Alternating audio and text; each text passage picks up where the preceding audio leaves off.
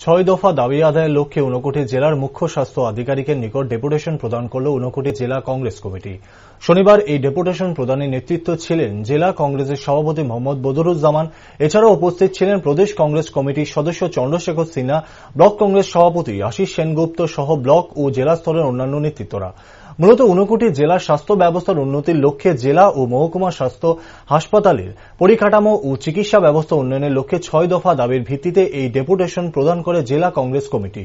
শনিবার বিকেল ৫টায় ঊনকোটি জেলা কংগ্রেস কমিটির পক্ষ থেকে জেলা সভাপতি মোহাম্মদ বদরুজ্জামান ঊনকোটি জেলার মুখ্য স্বাস্থ্য আধিকারিক চিকিৎসক শঙ্কর শুভ্র দেবনাথের হাতে এই ৬ দফা দাবি সম্মিলিত স্মারকলিপি প্রদান করেন। হাসপাতালে বিশুদ্ধ পানীয় জল নেই, বিদ্যুতের এই ত্রিপুরা রাজ্যের সবচেয়ে বাজে পরিস্থিতি হচ্ছে কৈলাসহরের সাই কম্পিউটারে। হাসপাতালে পর্যন্ত বিদ্যুৎ পরিষেবা থাকে না, যার কারণে আমরা একটা জেনারেটর আইজিএম হাসপাতালে এবং জেলা হাসপাতালে জেনারেটর দিয়ে বিদ্যুতের ব্যবস্থা করার জন্য আমরা দাবি জানিয়েছি। এবং যারা ডাক্তার আছেন ওনারা দেখা যাচ্ছে যে বেলা ১ ঘটিকা ১.৫ ঘটিকার পরে হাসপাতাল ছেড়ে চলে যান। আমি দাবি করেছি যে বিকাল ৪টা পর্যন্ত এখানে থেকে ৪টা পর্যন্ত থেকে যাতে রোগীদের পরিষেবা দেওয়া যায়।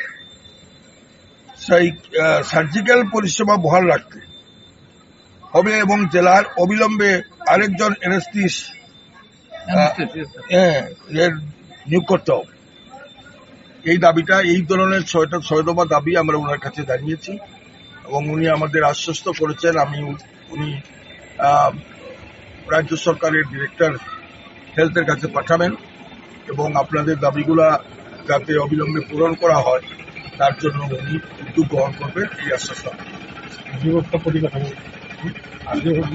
আরজিএম হাসপাতালের যে পরিকাঠামো, যেটা দীর্ঘদিন পরিত্যক্ত থাকার কারণে এখানে চিকিৎসা পরিষেবার পরিবেশ এখনো তৈরি হয়নি।